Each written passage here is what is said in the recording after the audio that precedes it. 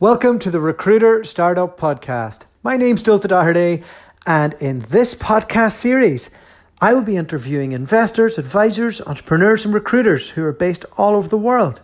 And we will be discussing how to set up and operate a world-class recruitment company. Recently, I have set up a WhatsApp group for my competitors in the UK, or at least the best of them. So I've got about 10 different independent Rec2Recs who are in the group with me, and we're kind of sharing best practice and ways that we could work together. And one of them is today's guest, who is Andrew Ladamotos. Andrew, and I definitely pronounced his surname wrong, is from the UK, and he's worked for a few major firms in the UK before moving out to Hong Kong.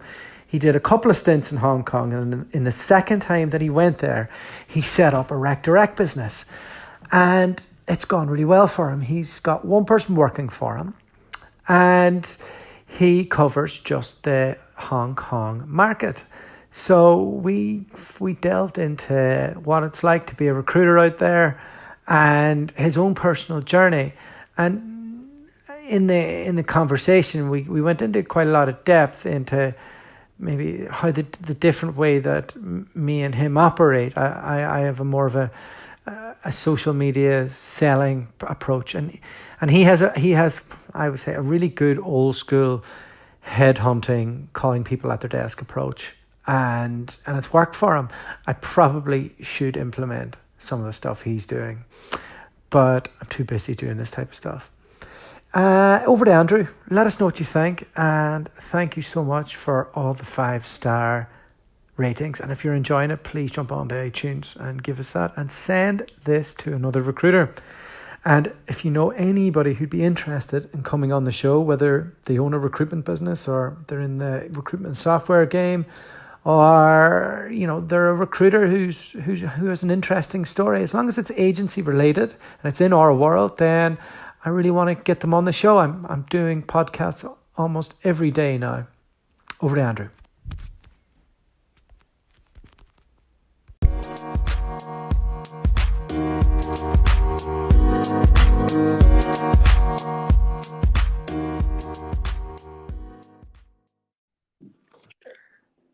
Andrew, how are you doing today? Doctor, I'm not bad, thanks. Thanks for having me. How are you doing? I am wonderful. I'm on this intermittent fasting thing, so I haven't eaten anything since yesterday, and I'm just out of the gym, and I'm feeling pumped, so I'm ready to rock. Before we go into this, tell me how to pronounce your surname. So my family say Ladomatos. I think I say Ladomatos or Ladomatos. The Greek is Ladomatos. The Greek god of Rec2Rec. Something like that. No one's ever called me that before. I'll take that one away with me, though. I thought I may as well go all in. I thought long and hard. I really wanted to bring it on another Rec2Rec to a podcast, but I find a lot of benefit of communicating a lot more with people in our little community recently, and I think getting to know what different people are doing in different markets is really great. What do you think? I have no doubt that's the case. I think as you mentioned yesterday, we all cover different patches as well. There is obviously some overlap, but I think we can probably learn more from each other than we can lose by sharing with each other. I guess that's probably the way I'd look at it. Yeah, I agree. But we'll jump into all of that a little later. What's really interesting about your story is you're an English lad that is based in Hong Kong. I want to firstly, how did you get into recruitment? When did you get into it, and how did that culminate you moving to Hong Kong? Yeah, sure. So I think, like with a lot of people, I graduated in summer of 2006. So we're talking 12 years ago now. I knew I wanted to make a lot of money, but I didn't really know what I wanted to do. I had a buddy at university. His cousin was in investment banking, and he told me his cousin was making like 250, 300,000 pounds a year at JP Morgan. So I decided in my second year of uni, I'm going to be an investment banker. I didn't even know what an investment banker did. Little did I know that you need good grades for, especially for capital markets. Mm. So I was sitting there in my mum's house, having moved back home in the summer of '06, on monster.co.uk, just browsing job boards. And I remember a headline, trainee headhunter or trainee recruiter, earn £100,000 in your second year. And within about 3 seconds, my mind was made up that that's what I was going to do. And I went downstairs and I told my mum I'm going to be a headhunter. I didn't really know what a headhunter did, actually. I think it's interesting in the levels of like salespeople out there. So like on a very bottom end, you have call center people and maybe door-to-door charity workers. Then you kind of get into maybe car salesman or secondhand car salesman, and then you get to real estate, and then there's recruitment, and then like definitely above that is stockbroking and that side of it. I always find it like interesting where we always end up at a certain level. I didn't even know that stockbroking was a form of sales. So you jumped into being a headhunter. What did your mum say to you?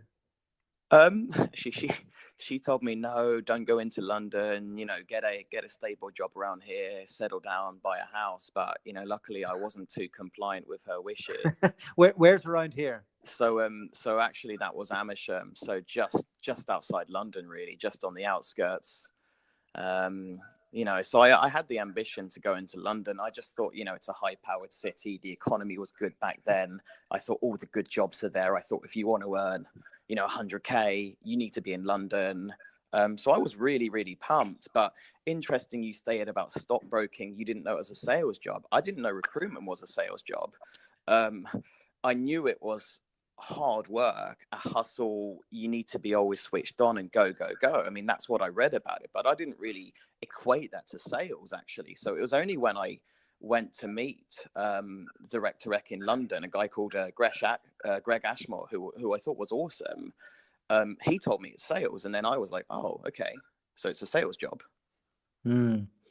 It certainly is, but it's also a marketing job now as well, I think.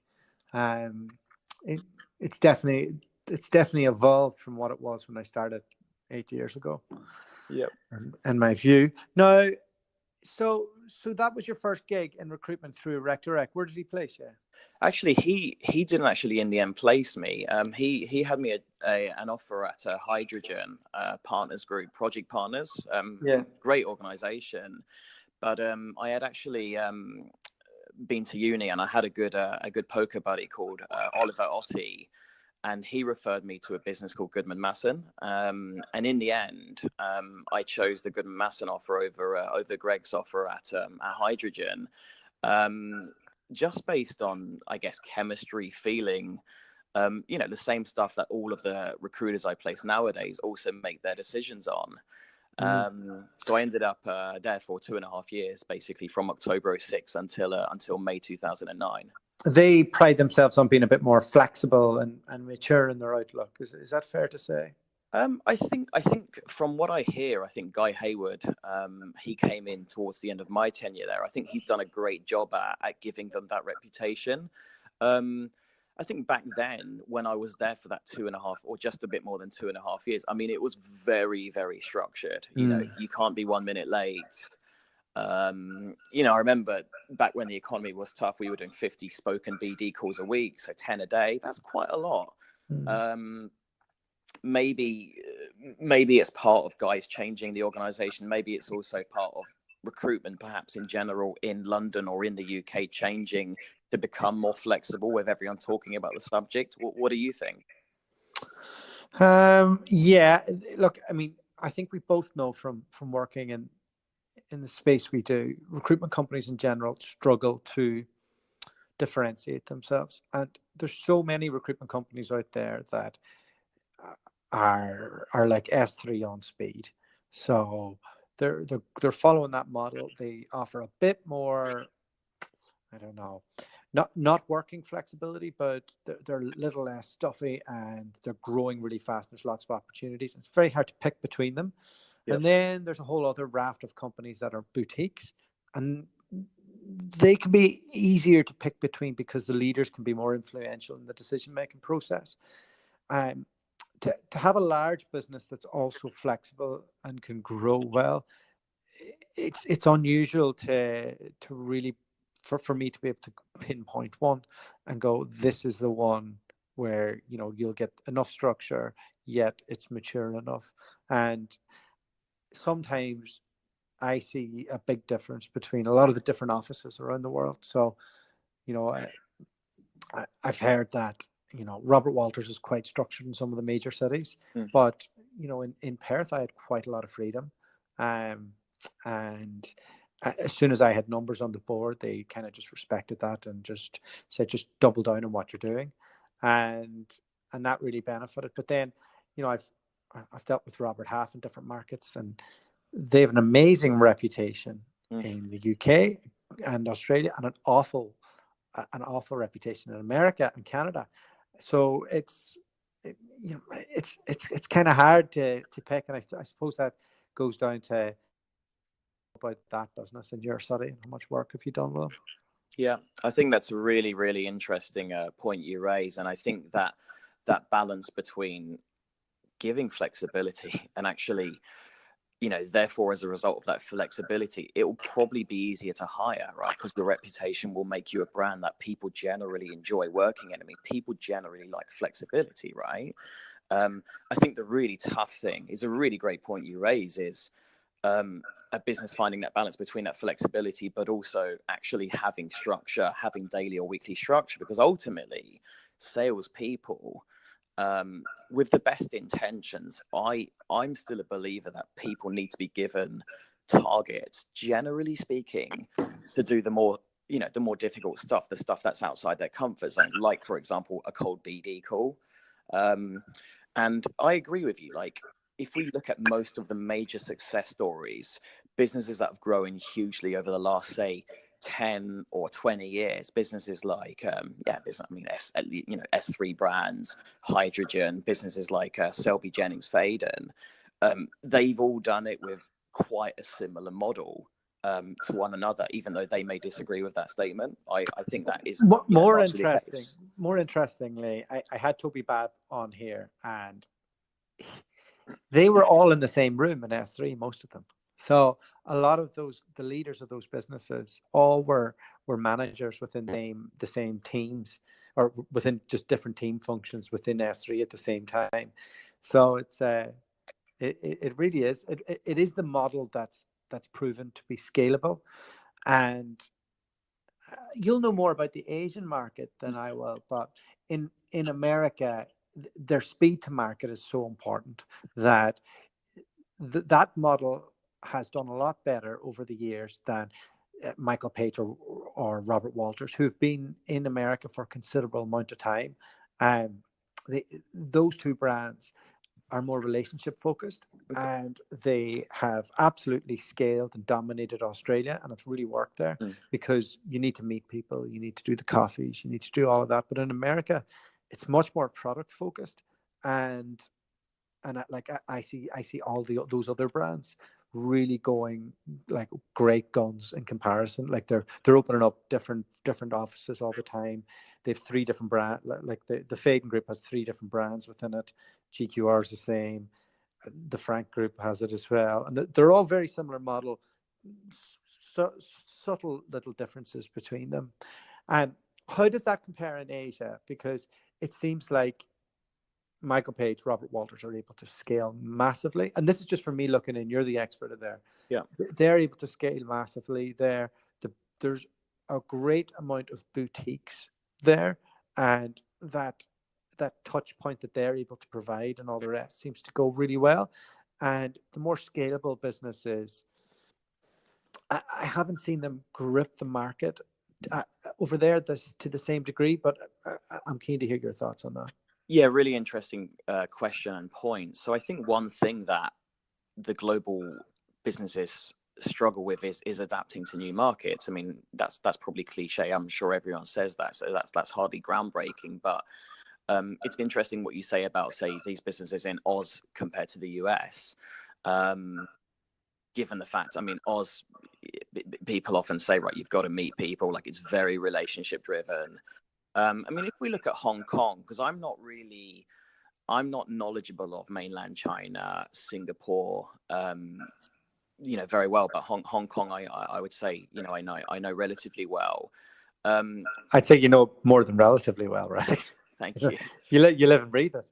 I live and breathe it every day and every week. I think what Page have done really well. I mean, they're my on the record, they're my biggest hunting ground. And I think what they've done well is they have very, very good employer branding for picking up people that want to get into the industry.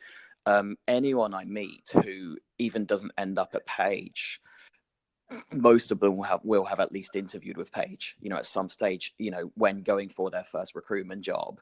I think the Hong Kong mentality, without being too blanketing, people generally like working for big brands. So when someone's got an offer for their first recruitment job with Michael Page and with a boutique, which is, a 5-10 person boutique, most of the time, I think the culture here dictates that people will go with someone like Page, and they hire good people, presentable, native, strong English, good Cantonese Mandarin, driven, able to follow process. And it's a very, very well-oiled machine. Robert Walters, I find, is also like a massive success story in Hong Kong. I find people are less homogenous there than they are in Page. But, overall quite a similar model that works incredibly well. Yeah, there's not a paper wall between them, I would say, in how they operate. I worked for Walters for 3 years. And I've placed loads of people in Page over the years. And yeah, they're two good businesses for that. That's an interesting point. Do you think that maybe, and without being like too with regards Asian people and their parents, you always hear like, they're very driven to go through the education system to make their parents proud, work for a leading company to make the parents proud and all of that, even more so than anywhere else in the world. Do you think that has something to play into them choosing those large brands? I think to an extent it does. I think that's probably changing over the years, where perhaps, young kids coming up through school and uni are perhaps a little bit less compliant, perhaps a little bit less scared of their parents than, say, the generation 10, 20, 30 years ago. But I still think it's quite deeply embedded in the mindset. People often tell me when I've got them, say, 2 offers, at 2 different firms, it's quite a common conversation that they'll want to go and speak to their parents. And of course, I'm always supportive of that, because it's important to them. Whereas I can't really think of too many of my buddies or me, ever consulting with my parents about what to do. And, I think that partly comes down to the Asian values, really. And I mean, overall, it's a great thing. It's something I respect very, very much. So tell me, so you did your basic apprenticeship in Goodman Mason. What was next for you? Yeah, sure. So good journey. I was placing accountants into banking and FS firms in London, finance, product control, internal audit, 2.5 years contracting. I was never top. I think I was number 6, I think, out of 70 in 2008. So, decent performer. 2008 was rough. 2009 was rough. And whilst my GP, I was doing contracting, whilst my weekly GP was still at an acceptable level, it was nowhere near what it had been, in early to mid 2009 than the peak in 2008. So I basically decided, you know what, I'm young, I want to go traveling. One of my ex bosses, she's excellent. She had moved to Hong Kong in 2007, which maybe had planted the seed in my mind. So I basically spoke to Tim, my boss, and Guy Hayward, who was, of course, the CEO, who still is. And I said, look, I want to go traveling. I want to go and explore the world. And I didn't really know what I wanted to do. And then about, 4 or 5 months later, whilst I was in Hong Kong, I had a couple of conversations with firms about a year before, just initial, introductory conversations. So I approached those contacts, and just ended up speaking to them, and I just became more curious about Hong Kong, really, and ended up getting two offers and going for one of them. Where did you get offers from? So I got offers from Hayes and Ambition at the time. Which did you go for? I went to Ambition. Okay. And why did you choose Ambition over Hayes? Hayes is it's a great brand. I've got to be careful what I say because they're one of my clients now. They've absolutely smashed it in Hong Kong over the last few years. But I mean, at the time, perhaps going back to the chemistry thing, I really liked the guy that was running the banking team at Hayes. I don't know. I felt like Ambition had more accounts, perhaps at the time. This is 2009, end of 2009. It perhaps just felt a bit more me. Nothing, against Hayes, of course. But in the end, no regrets with the decision I made because I did do well there. Yeah, look, Hayes are a great place to start your career. I think if somebody's 2 or 3 years in, the Ambition brand can be a bit more appealing. They usually hit like pain points of somebody who's worked for a bigger brand and offer a slightly different solution. And again, Hayes are great in different markets at different things. And in Australia, they're really good. In the UK, they're kind of almost they're so large that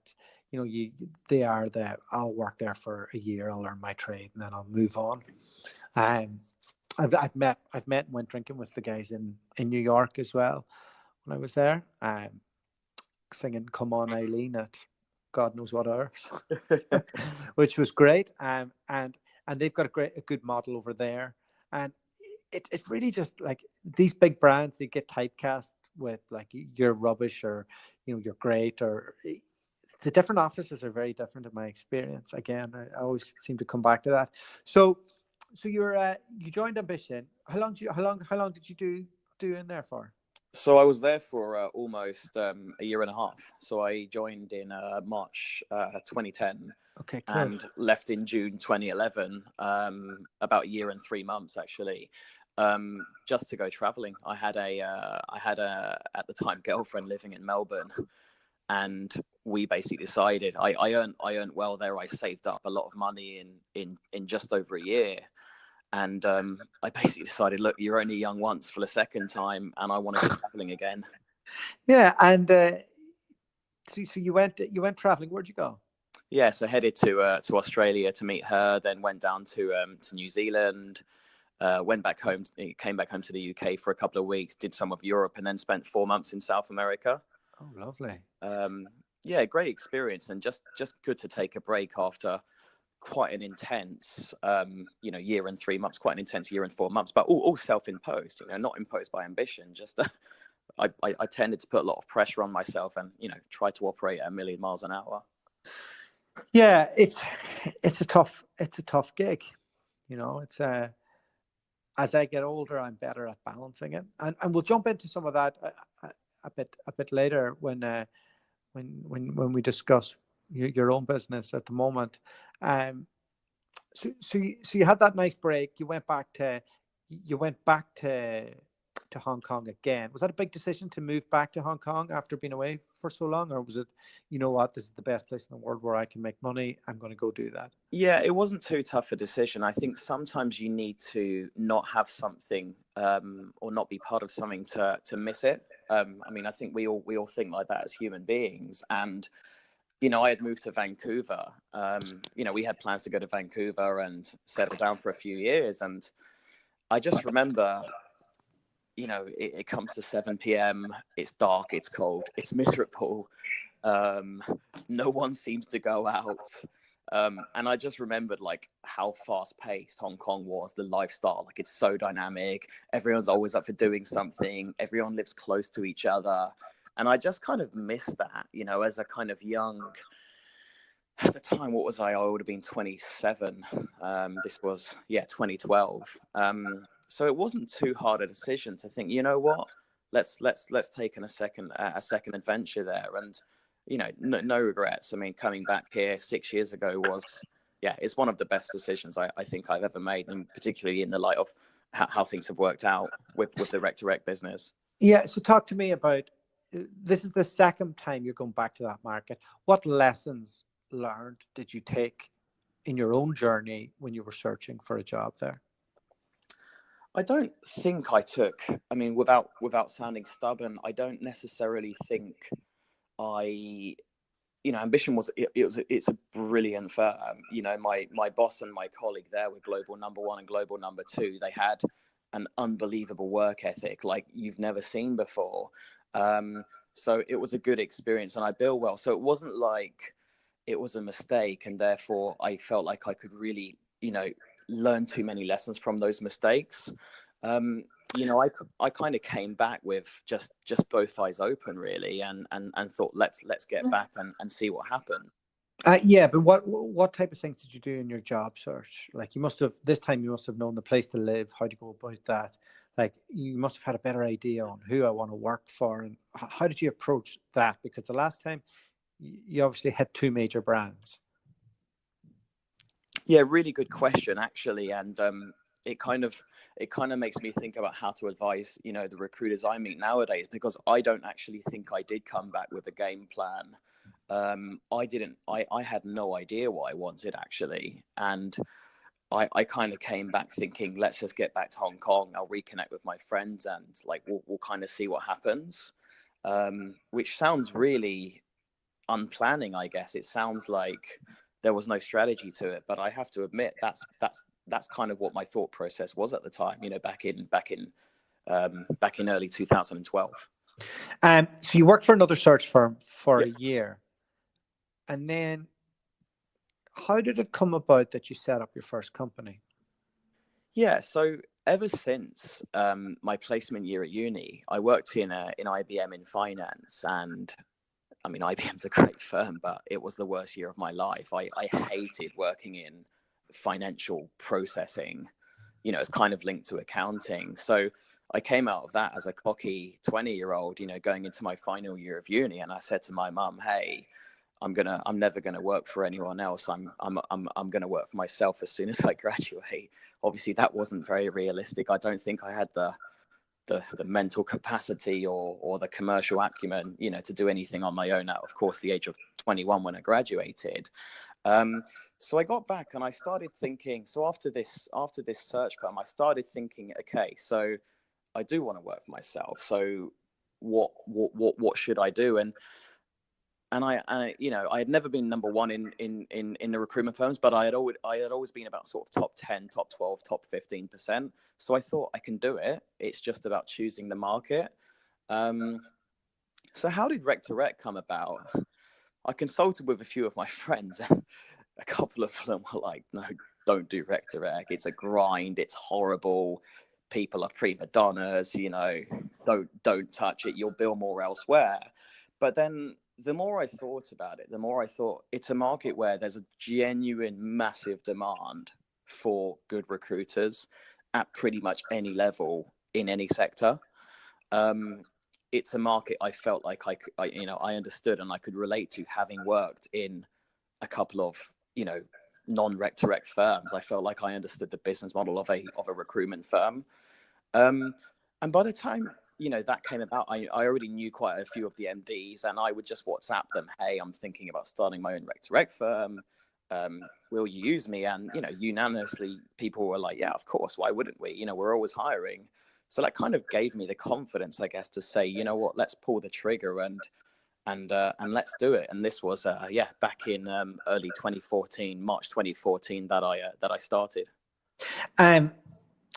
You joined ABSCO for very early on. Did you get they're the professional body, in case anybody's wondering. Did you get any benefit from that? You must have. You've kind of kept going with them. I think maybe I need to end the membership on my LinkedIn if I haven't already. I haven't had I mean, I just haven't heard from Absco for a couple of years, so nothing negative or nothing positive.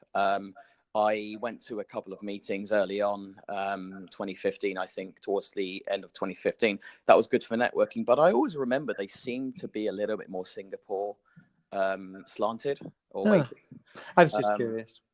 Yeah, I've heard their MD on a podcast discussing just about their focus on the States, and then I kind of looked into it and I thought, oh, what would I really get out of that? Yeah. But those early days, you're setting up a Rec2Rec. How do you set up a business in Hong Kong?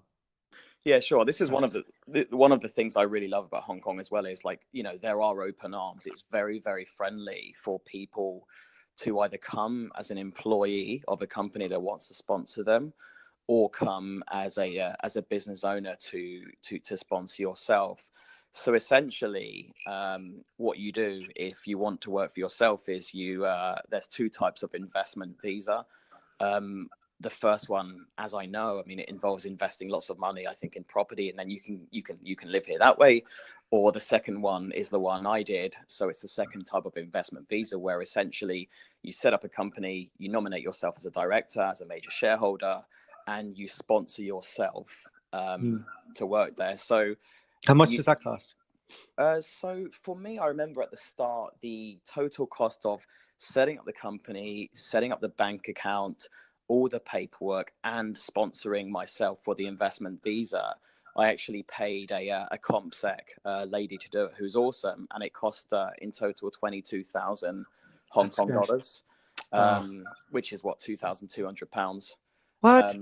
There's no minimum capital requirement, and as far as I know, that's not changed. I think I started with 200,000 Hong Kong, which is 20k pounds. Unbelievable. That's incredible. To do the same thing in America, there's a minimum capital of 35. I can't quote what it is for Australia, but it's absolutely ridiculous. 35 US to set up. Okay, and I'm sure the lawyers' fees are a lot more in the States as well. Is that right? What's your experience with it? I think it's 5k. Okay. So I'm not doing it yet, but it's something I'm looking into. Once the kiddies are able to go to school, and maybe Charlotte can go back to work and do all of that good stuff, we consider moving to America. It's funny, because I've placed recruiters in every corner of the earth now, and I have good view of what's happening in different markets. Maybe not like a laser focus like you do on one particular one, but I have good view on the US, and I'm doing a lot there, and I feel like this is one of the great times to be a recruiter in America. It's so candidate driven in every area. Average recruiters are billing monstrous amounts of money, and lifestyle wise and all the rest. As soon as do you have kids, Andrew? No, not yet. Yeah, well, you can go wherever you want, but whenever you get caught in this loop, there's a few more things to consider, and the West Coast of America has always really grabbed my attention. So, talk to me about the early days of setting up a Rec2Rec. Now, you're a professionally trained agency recruiter, and you've done it in different organizations. You mentioned you've always performed. What type of, firstly, did you have an office? Were you doing it from a co-working space? What type of stuff did you have in your initial setup? And what, if you could do it again, what would you do differently? Yeah, sure. Great question. So for the investment visa, as well as for the recruitment agency license, you actually need a physical office. I mean, I have heard stories of people finding a way around that, but I've always had a physical office. I always wanted to do it by the book. I always also saw massive benefit in having a separation between your home and your office. I always felt like, I need a physical space. I can come in, get there at 9:30, work until 7:38 every day. I just feel like it's so hard to have that same work ethic if you're working from home, because there's so many distractions. What did we have at the start? I mean, a phone, a computer, LinkedIn premium account, not recruiter account. and WhatsApp. That's it. And that was it. And what was it? Just you at the start? Actually, I initially co-founded the firm with a guy. So at the start, yeah. So from March 2014, and after 8 months in November 2014, we kind of shook hands and agreed that, you know, maybe his heart wasn't as much in it, and, you know, he didn't really want to do it long term. So we had an agreement that I would essentially buy out his shares. So I then went from being a 50-50 partner to 100% owner. Did you have a plan? Did you have a vision on where your Rec2Rec business could go? I did, but I also think, you know, thinking back to my first job in London, when they would always ask us to do a plan for the year, I think there are so many things that can happen in your favor or against your favor, that there's only so much you can plan. So I think my primary planning now comes daily or weekly rather than quarterly or yearly. So at the start, I mean, you know, over coffee, we were talking about how we do it. And essentially what I did was, I mean, it sounds simple, but I just approached the MDs I knew, started talking to them, met them. What are your requirements? You know, what levels are you looking for? And then so we had about maybe 5 or 6 clients from week one. And we would spend most days of that first kind of 4, 5, 6 months just on LinkedIn. So just connecting with people and sending them very, very individualized, you know, personalized message. Hi X, how's it going at Michael Page? Having been there for 4.5 years. I know you're probably not looking, but, you know, if you're open to a conversation, let's talk. Here's my number. But I found out, or I guess we found out quite quickly, that actually linking in with recruiters, I just don't think it works that well. So I changed the strategy perhaps late that year, late 2014, to, instead of linking in people, just calling people at their desk, which I found much more effective. How many people do you call at a desk a day? 5 or 6. Anybody ever tell you to F off? No one's ever told me to FF, not like in London. Because they would in London. Yeah, exactly. I think it's a more aggressive market. Hong Kong, I think, you know, people are generally polite. The worst thing you'll have is someone hanging up, which, of course, as a recruiter, you have to deal with and move on immediately. But people are generally very, very respectful and polite here. And I think that goes with all markets, actually, not just Rec2Rec. You know, recruiting accountants, recruiting tech people, recruiting lawyers. I think people are generally more curious to take your call out in this part of the world than they are in the UK. And perhaps part of that comes down to the competition levels just being lower. And I think people aren't hounded as much. It's a funny one, you know. I struggle with Rec2Rec. I love speaking to good recruiters, and I love helping them move around the world. But doing this podcast and getting to speak to some of the founders of recruitment companies, a bit of me does think, why didn't I just stick to doing tech recruitment? Why didn't I double down in that and just go through the hard yards and really, you know, really try and build a scalable business? I find that Rec2Rec is a tough business to scale out. It's easy to get clients. The candidate piece is hard, but it's possible. But part of my main issue is that everybody wants the same type of profile. Yeah. And it's the same everywhere else in the world. Professionally trained, 2 to 5 years, not too expensive, still hungry, you know, not too many jobs. And you're always asked for that. And that's the standard. The point is, the difficult piece is that a lot of people leave the industry. So the pool of people within that means that you're not placing the same person 2 or 3 times as much as you would in an IT person's career. And I'm sure there's a Rec2Rec out there going, oh, I've placed this person loads. But I've done IT recruitment for 4 years, and the people that I placed are still in those jobs. And like you could work with that person along the whole career line of yours, because they'll go from being a tester to business analyst to a project manager to a program manager to to an IT manager to a CIO, and there's a nice linear path that you can help people along their careers. I find that in agency recruitment, so many people leave the industry because we're not built to keep them. We're built to drive three, so one will survive, and it's a tough business to scale. Do you ever have any pangs of regret or envy when you talk to some of the cool boutique startups that you deal with out there? Not at all. I think, you have to be blinkered to an extent in thinking, I'm competing with myself. Ultimately, I want to do as well as I can. Those guys can do as well as they can. Often, of course, you'll meet companies.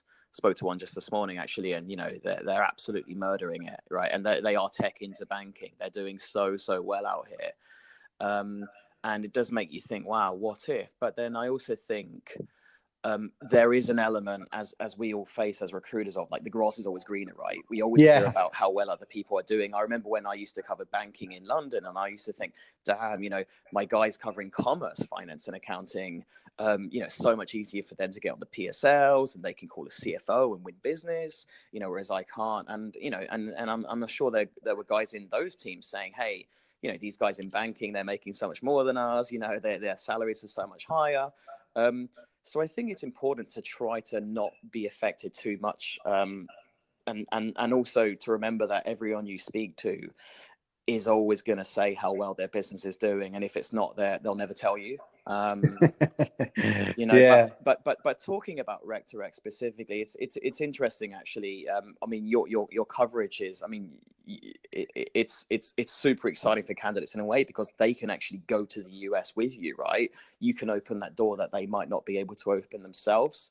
But I often compare Rec2Rec, and other people compare it to, say, recruiting for, say, private banking, relationship managers, or perhaps associates into law firms, where there are many vacancies. They're always hiring. Candidates king. Find the good person, get them speaking to a few firms, and in theory you should place them.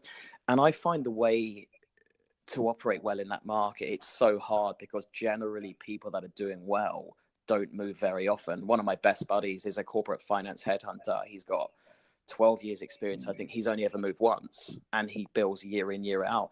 I find the only way to really do well in a market where it's hard to port people, right? Good people don't look very often, is just by being laser focused, cover one market, get into bed with everyone, get really intimate with everyone, and have them hopefully like you enough to tell you information when someone left or when someone's looking. And I find that's worked really well for us. Whereas I think if we were to be Asia regional, I don't think we would have done so well, I guess. But maybe I'm wrong. You don't know that, though. This is true.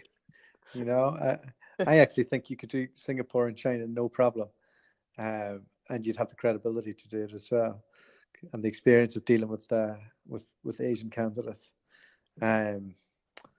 But maybe that's a conversation for another time. Yeah, I think so. I do think about it as well, and I think as we were saying on the phone yesterday, the tricky thing with Rec2Rec, as you said earlier on this cool podcast as well, is scaling is not easy. It's easy to create a job for yourself. It's very hard to create a business. Yep. That's it. No, we have different ways of operating, and whenever you said to me yesterday, you said, look, the core focus is headhunting calls at people's desk.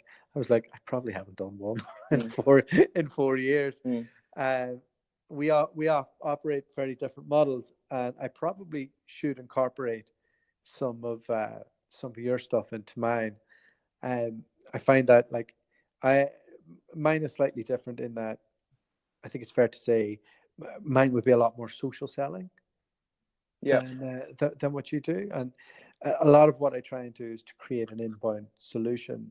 But I read a book called The 4-Hour Working Week by Tim Ferriss, and really famous book. But basically, the gist of it is that you have a look, you list down all of your work processes. So, think of document in a week, over a week, a day, or however long, then create tasks out of those, then work out which of these tasks could be done by someone else, and which can be done by me. And I believe in Rec2Rec especially, and in recruitment, the only thing that's important that I do, the three things that are important, is for me to speak to every candidate and consult, for me to speak to every client and consult, and for me to try and create content that improves people's knowledge of whatever industry I'm in. And everything else can be put into a work process, documented, and taught for someone else. And whenever we started out, Charlotte did a lot of that stuff. So she was like, look, I've been in recruitment for a while now. I don't really want to speak to anybody. I was like, okay, no problem. Like, be my business analyst, like create all those workflows, make all that happen. And then when Charlotte started having babies, we started giving more and more responsibility to our assistant, Andrea. And she now saves me 30 hours a week of, all that back and forth stuff. Yeah. And we try and do it so in a way where I get enough touch points on the candidate and on the client, but that there's been a lesson learned over time as well. And then we've hired Arena to do the front end stuff with LinkedIn, with like trying to message, trying to hook in as many calls as possible, and just trying to create the best candidate experience journey that we can. So the thought is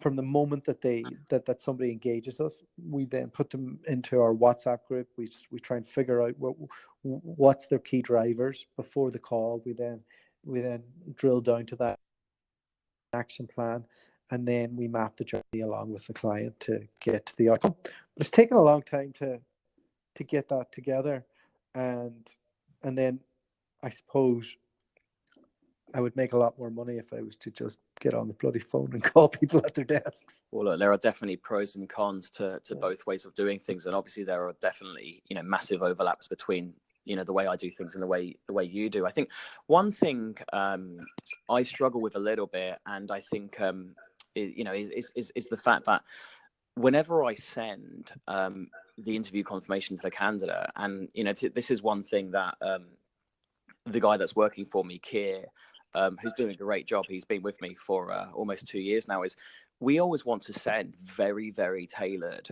interview confirmations to people to really maximize the value we give to those recruiters. So it's not just like, go to this office, here's who you're seeing, here's some general notes about the business. We always try to think about, like, what does that person want? How do we think they'll get on personality wise? What do we think the client how do we think the client will analyze that person's CV and the cover letter we sent? What objections might they have? And we want to always give that person advice for how to kind of address those, not like falsely selling themselves, but just to make sure that false preconceptions, they're not overlooked too much. And I think if we automate too much, I think we might struggle with personalizing everything. But maybe I'm wrong in thinking that way. I'm keen to hear your opinion on that. I think so. We've developed 50 questions that recruitment agencies ask recruiters, and we get them to think about what those questions are specifically. And a lot of that is based around either moving jobs or moving or their billings or their business development. Yeah. And we try and get those objections first from the client or during each stage, so then we can prepare the candidate then for the next stage. And a lot of that to say automated isn't fair, because the girls are working for me, and they've been working for me for a long time. So what they do is automated in terms of a process, but only in the same way that if I was sitting at my desk, my non-virtual automation would be, I will call this person, they'll give me permission, I will then send an email to the client, I will then do all it. It's very much the same thing. Yeah. But I think it's definitely something we're trying to get better at. Because I cover such a broad remit, I would say that personalizing it to the same extent you're probably able to do in that market would be a challenge, because I mightn't have the same intimate knowledge of each and every client. We'd have a good idea, but you know, it's as and when, you know, I've spent the last year getting rid of clients rather than accumulating them. Yeah, it makes sense. And I think the important thing to remember is there are always pros and cons to your service. You know, the way you do things, there are massive benefits and drawbacks to that, both for candidates and clients. And I think there is no model that works for everyone. And you know, there is no recruiter, whether they're a Rec2Rec or in other markets, that everyone likes. And I think it's about recognizing that the way I do things has flaws, it has limitations, and just being okay with that. Yeah, for sure. So we are now 50 minutes into this this podcast. Would you believe that? Time flies when you're having fun. Time flies when you're having fun. Okay, let's be specific on this one now. What countries can people move to Hong Kong from? What do they need to have education-wise? Drill into some of that other stuff. Yeah, sure. So there are not hard and fast rules like there are, in my experience at least, like there are in Australia. I remember people telling me in Australia something like 2 years with a degree, 5 years without. 3 now. Okay. 3 years with. Yeah, 3 years with, 5 years without. Yeah. Okay. So I generally find that, you know, the Hong Kong immigration. I'm no immigration lawyer or expert, but they want to see someone has relevant experience from overseas, from most countries. It doesn't really matter where you come from. Having said that, I have placed successfully people with not much, you know, after graduation experience, no Chinese language skills, no recruitment experience, no sales experience, maybe 6 to 12 months of just working experience. And they've always been approved by immigration. So generally speaking, I tend to tell people, look, for anyone that's got a year and a half to 2 years or more recruitment experience from overseas in pretty much any country, as long as you've got some kind of billing track record, and as long as you have some specific interest in Hong Kong for, you know, for different reasons, then if you're good, firms will always talk to you. And the immigration part's not too strict, actually. And that's important there. There's the specific reason for Hong Kong. You get asked a lot that, don't you? Like, you know, what's your compelling reason for moving here? Yeah, exactly. So generally I find in Australia, from what I know from the Rec2Recs I've spoken to there, Australian recruitment companies or Australian offices, they seem much more opportunistic. So, you know, what one Rec2Rec told me in Oz was, you know, anyone from London who's got more than a couple of years, who's just open to the idea, all the firms would be keen to talk to them. Not anymore. Okay. Since the visa changes and the minimum salary of 90,000 plus super, like before you could pay them 60 grand and get them in. Yep. Like, yep. So the ROI is harder.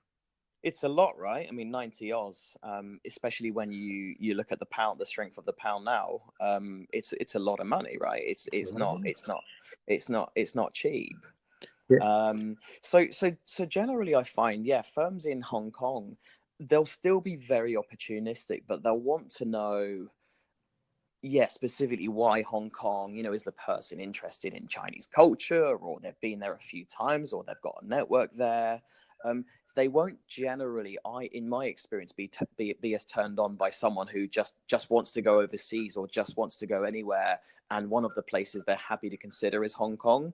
When people say that to me, I tend not to chase them too much, the candidate that is, because I kind of think, well, they'll probably end up in Oz, you know, or you know, Hong Kong is more foreign, of course, than Australia, and it's more foreign than Singapore. So I tend to find if people have some specific reasons they want to come here. I mean, even if the reason is I've never been, but I've done this research on the market. I know these are the main sectors. I know these are the main competitors. I would like to focus on this market for these reasons. You know, for me, that's convincing. And tell me, is it's quite focused on financial services and tech and legal. Is that fair to say? It's a big part. Financial services, I mean, it's not as strong as it used to be. The boom of front office from, well, many years, I mean, 10, I guess, being a big year for many of the top search guys in front office out here. The boom of risk and compliance from sort of 2013 to 2016, 2017, you know, it's not as strong, but FS is still a massive part of my portfolio, front, middle, and back. Legal is a big market. It's relatively competitive. There are many small firms getting into legal recruitment because obviously law firms, they're quite happy to work with different people. It's just, can you give them product? Can you give them good candidates? Tech is definitely growing. That's more functional tech than industry. So internet tech, that's more Shenzhen, Singapore. So most of the tech recruiters I'm placing, the biggest billers are banking tech, generally speaking. So the guys placing your front office dev, you know, on 80 to 100 and whatever Hong Kong a month. But there are many other markets. You know, HR is a decent sized functional market. Accounting and finance is a decent sized functional market. Sales and marketing, every firm, pretty much every generalist firm has a sales and marketing team. A few more digital getting in there as well, isn't there? Yeah, definitely. So there are lots of digital boutiques. They normally dovetail with the tech side as well. So they brand themselves as digital and tech. And there's a lot of companies, in my experience, who are saying, "Oh, I'd love a contract recruiter," but they don't really have the infrastructure or anything set up to do it. It's tough doing contract out there, isn't it? So it's less mature than London. Yeah. I think candidates in any sectors, you know, whether you're an accountant or you're a tech, you know, guy or girl, they're less excited about doing contract. I think generally the Asian mentality, again, without being too generalist, they like stability, they like a permanent job. But it's changing. It's changing quite quickly. You know, in some of the big firms, the top biller is actually a contract recruiter, which I don't think would have been the case 6-7 years ago. So they're successfully transitioning that piece in. That's interesting. It's growing. My advice normally when clients ask me for a contract recruiter is, find someone from overseas who's up for it, or move someone from perm who's up for doing contracting, or take a good junior and give them a contracting desk. Because, I mean, I'm sure it's the same in the UK. Getting someone to walk from their book, when their book's anything more than, say, £2,000 to £2,500 a week, they're generally not going to be going anywhere. I mean, why would they, right? I know. So who should reach out to you, and where can they find you, and what's hottest right now from the standpoint of UK recruiters that are thinking, or Australians that are thinking of making the move? Sure. So your three questions. So firstly, who should reach, and thanks for asking those. So who should reach out? Anyone that's interested in Hong Kong, anyone that just wants an exploratory, you know, half an hour Skype or half an hour call. What's it like? What are the pros and cons? You know, I'll never turn into hardcore pitching mode and tell people, you know, you have to come here. It's the best thing ever. I'll hopefully be as objective as possible. How could they find me? LinkedIn publicly has all my details, my mobile, my desk, my email. Anytime, call me. What's hot? Your third question. Yeah, tech digital. I think half my placements so far in 2018, so Jan till now, which is 7.5 months, half of my placements are digital or tech related. Front office has bounced back. Sales, trading, structuring, so markets, and also corporate finance, private banking. People are still hiring in these areas. Asset management, tech digital is the biggest. Legal, finance and accounting, sales and marketing. In fact, it's very, very rare I'll speak to a firm with with 7 or 8 different divisions, and they'll say, we're not hiring in this division, especially at consultant and senior consultant level. They'll always be opportunistic as and when they can find good people. Andrew, enjoy the rest of your holiday. We'll catch up soon. Daughter, thanks very much. See you later.